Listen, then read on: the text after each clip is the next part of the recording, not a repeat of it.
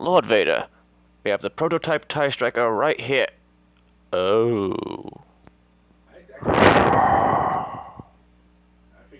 We'll have it up and running right away.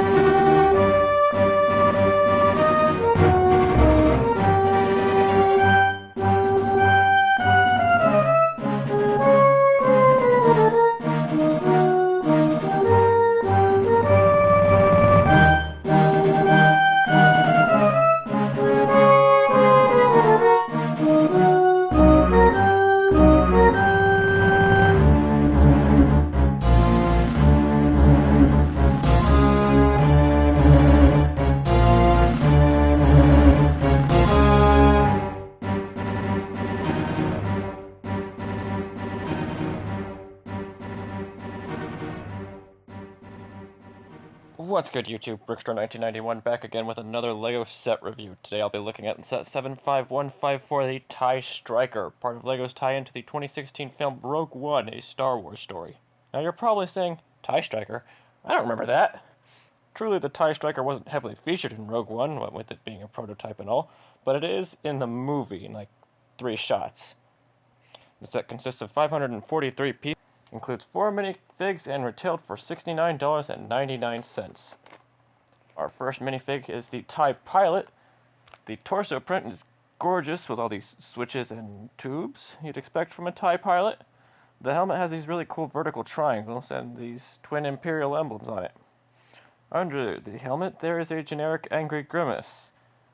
Our Imperial Ground Crew minifig has a cool helmet similar to the Death Star techs and comes equipped with 2 beacons he holds like rave lights. He seems to have a similar belt to the pilot, which is kinda cool. His armor print is on both sides, which is also pretty neat. Under his helmet he has just this weird poker face with some kind of headset. The last of our Imperials is a Beach Trooper, clad in tan, gray, and carrying this bad-looking blaster pistol. He's got the same face under his helmet as the pilot. The coolest minifigure in the set, in my opinion, has to be the Rebel Troop. He has a sweet helmet molded in dark tan with dark metallic paint and this little yellow decal, bringing it all to life. The detailing on his torso is pretty great, picking out straps, pockets, a tag, some kind of pen. He's even got part of the puffy collar picked out. That's pretty nice. The Rebel Trooper even has an alternate face print hidden under his helmet. His blaster is your bog standard mid-length blaster with a Technic pin serving as a barrel. On to the TIE Striker itself. The TIE Striker is a long starfighter with its wings measuring just under 17 inches long, with a 7-inch long central fuselage.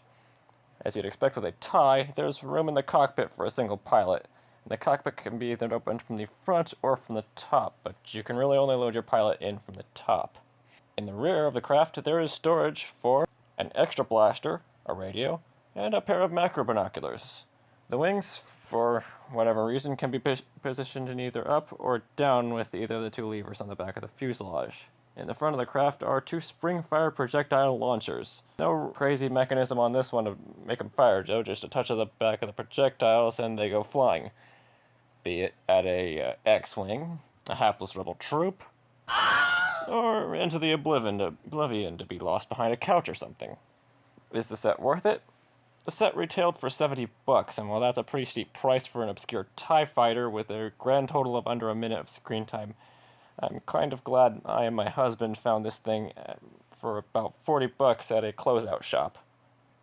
That's not to say the TIE Striker is a bad set. It is a very sleek-looking fighter, and the 4 minifigs that come with the set are really nice. But it takes up a lot of room, and it's just a really obscure Star Wars ship. Thank you for watching. If you liked my video, give it a like, comment, and maybe think about hitting that subscribe button if you'd like to see more. See you next time!